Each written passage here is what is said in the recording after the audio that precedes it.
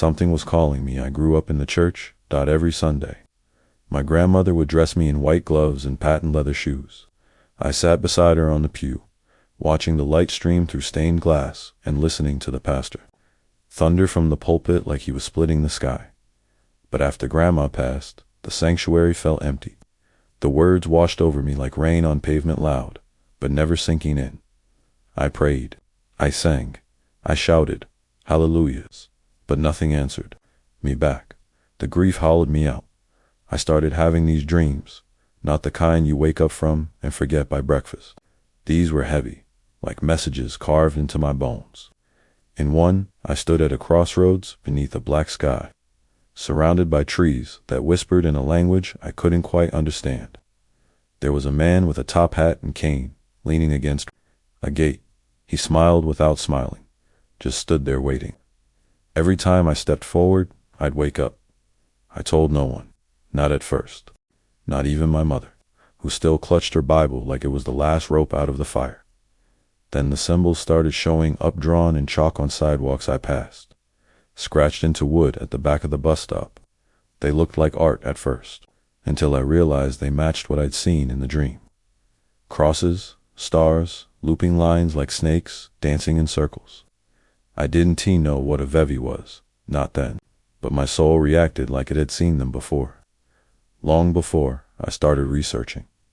Quietly, at night, after everyone else was asleep, and what I found shook something loose inside me. These signs weren't random. They were Kolsky's left behind by people who looked like me but were told to forget. Spirits called Loa, ancestors who didn't die but waited. Gods and goddesses from Africa who had followed us in chains, hidden behind saints' faces and church candles, quietly enduring, in shadows. And the man in my dream, his name was Papa Legba, keeper of the crossroads, opener of doors, messenger between the worlds. They said nothing could move without his blessing.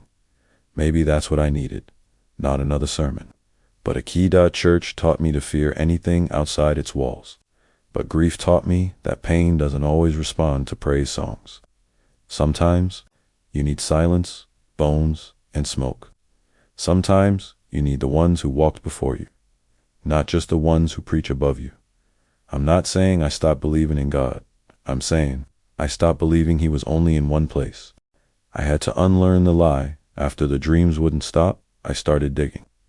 Not with a shovel, but with silence late nights, Google rabbit holes, videos that looked like they were shot in someone's auntie's living room in New Orleans, books by people I'd never heard of but felt like they'd been watching me my whole life.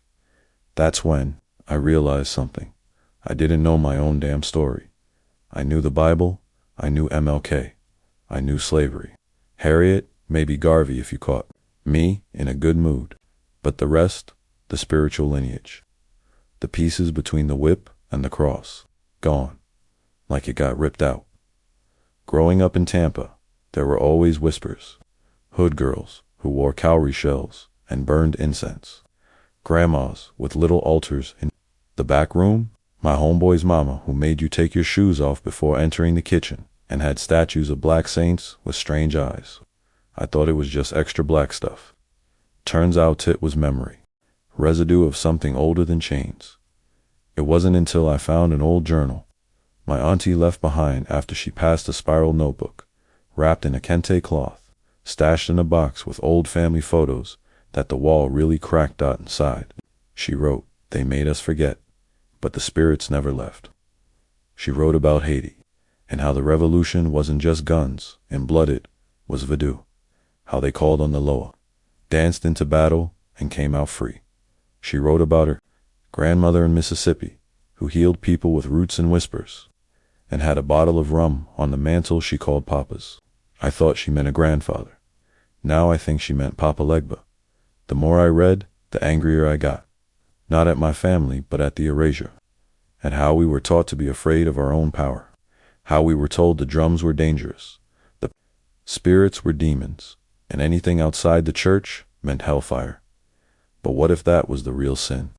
What if they knew that if we remembered who we were, we'd stop letting them define us?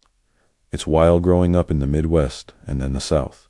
You get this split identity, half Bible Belt, half burnt history. And now I live in Vegas, where everyone's chasing something: luck, sex, God, whatever. But I'm chasing something older. I want to know what my people knew before they were told to forget. And the more I learn about Vedu, the more I realize it's not about voodoo dolls or horror movie bullshit.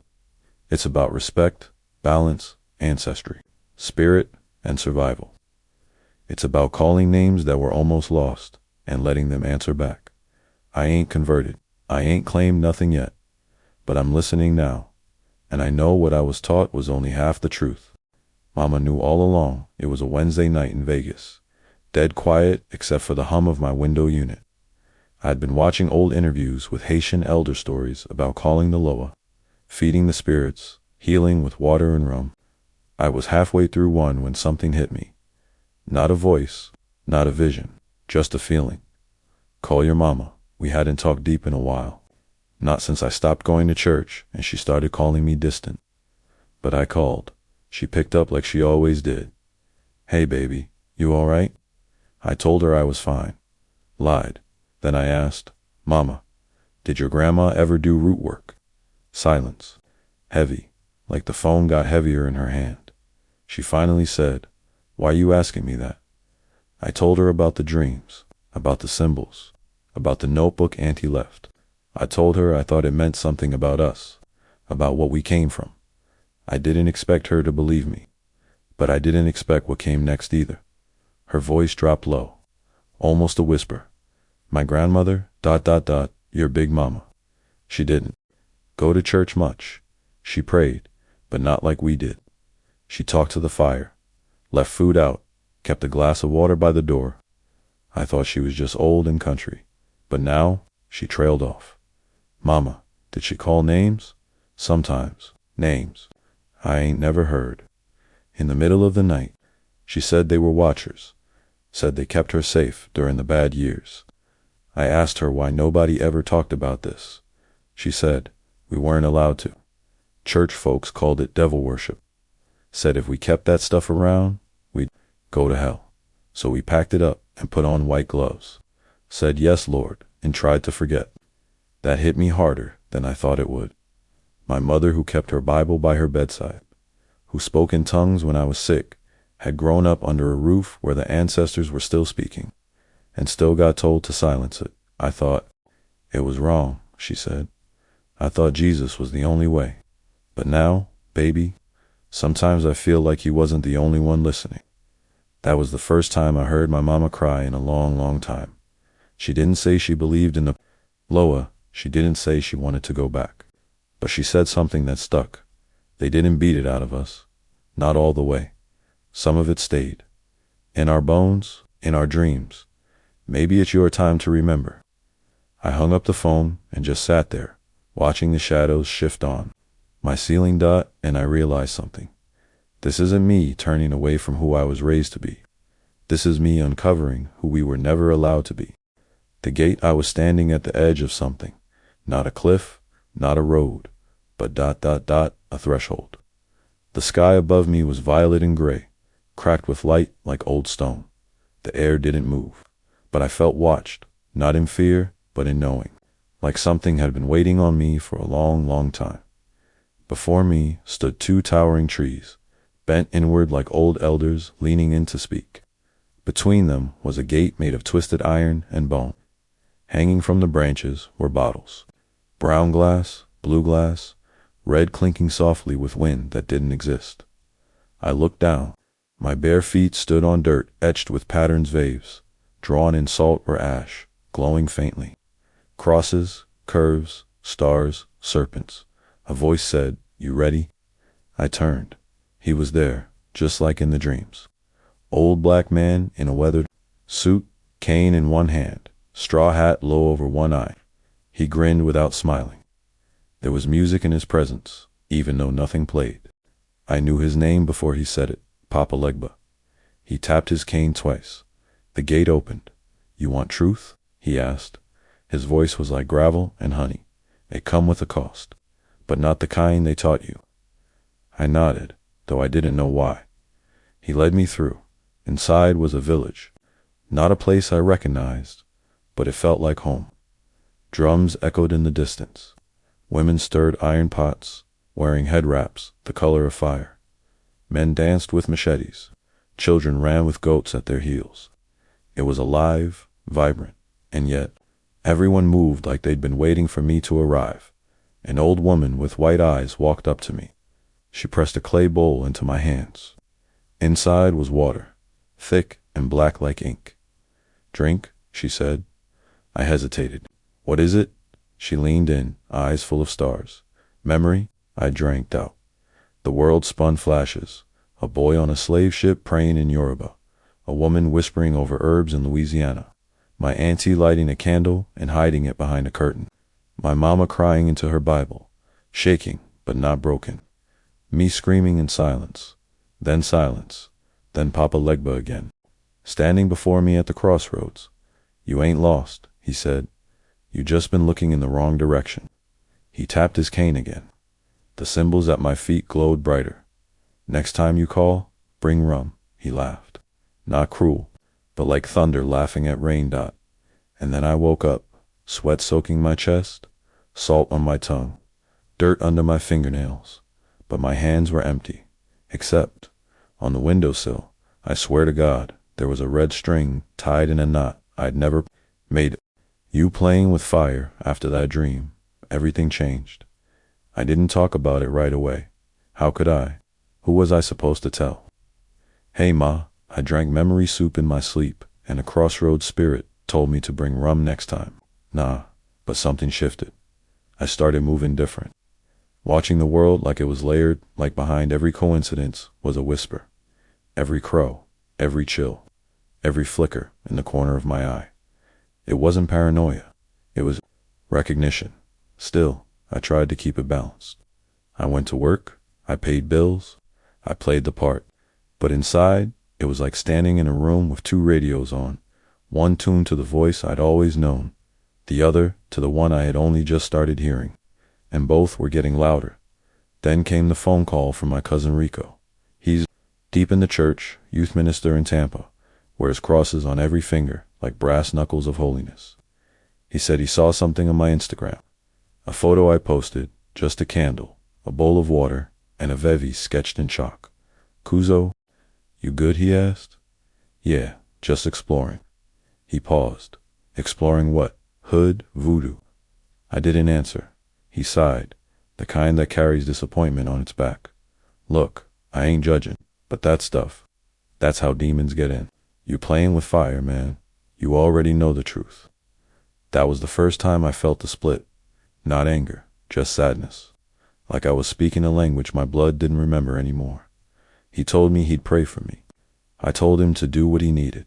When we hung up, I stared at my altar. Small, quiet, just a space of peace.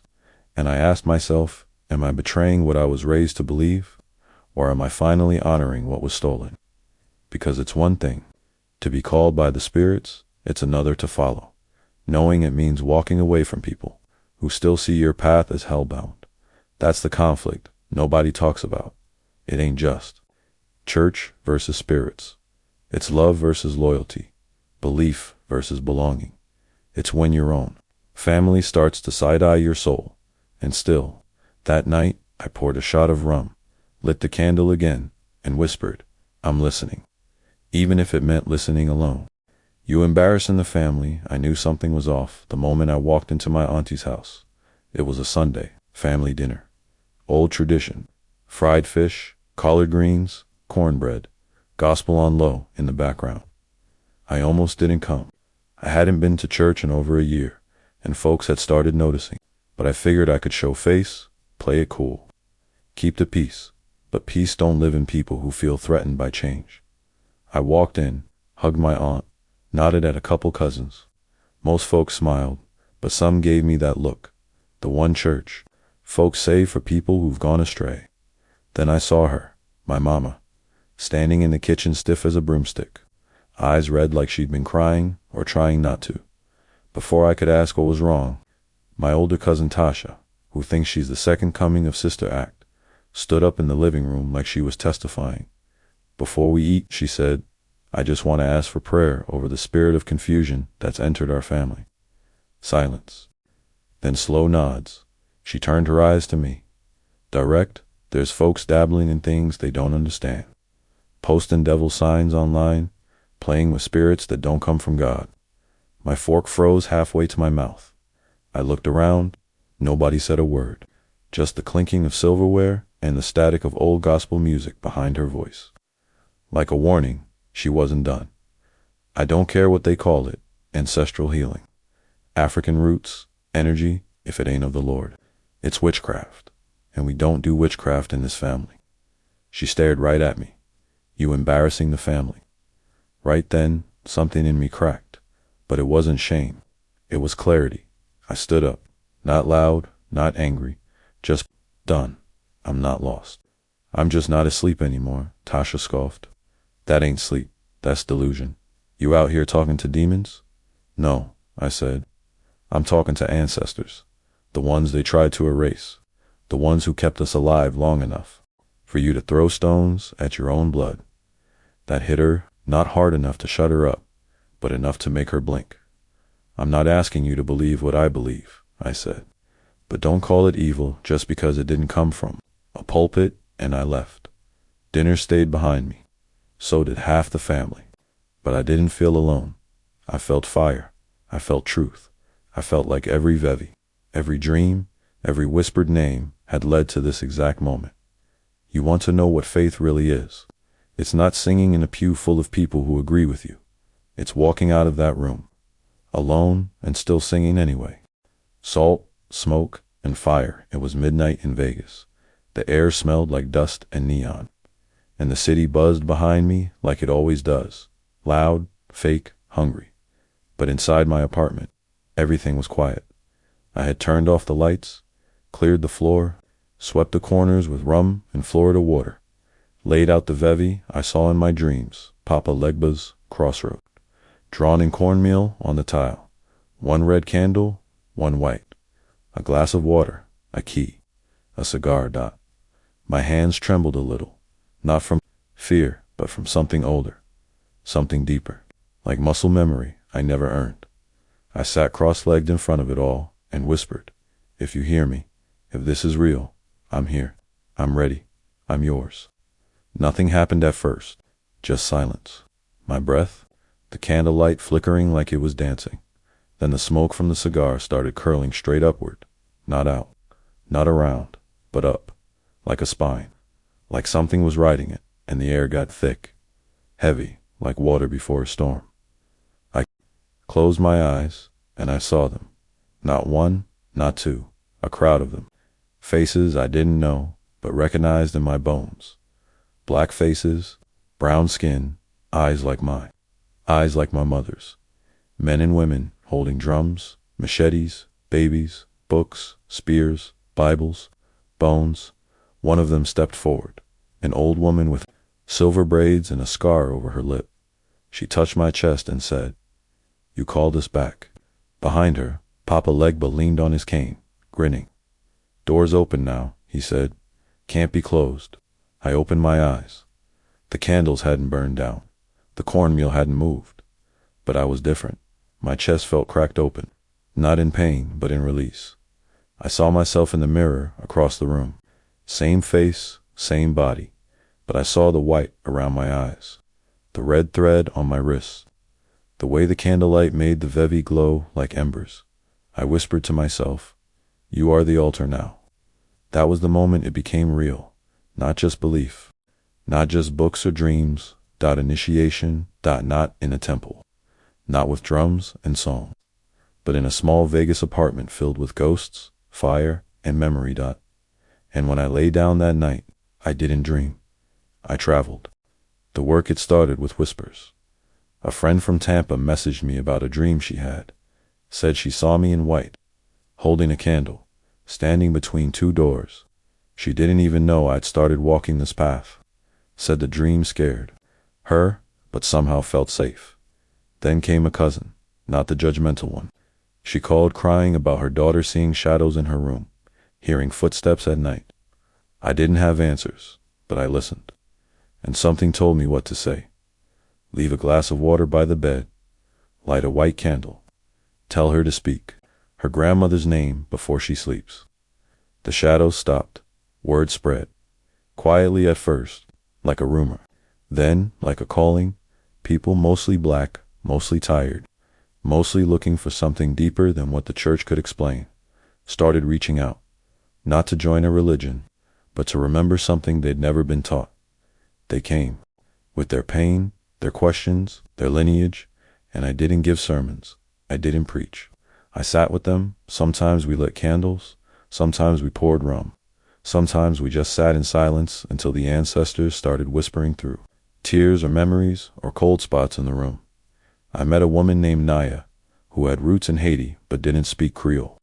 She carried grief in her chest like an anvil. Together, we did a small ritual in the desert, just us, some herbs, and the wind. She said afterward it was the first time she'd felt her mother's presence since the funeral.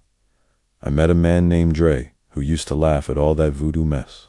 He called me a month later, panicked because he dreamt of snakes and drums and couldn't sleep.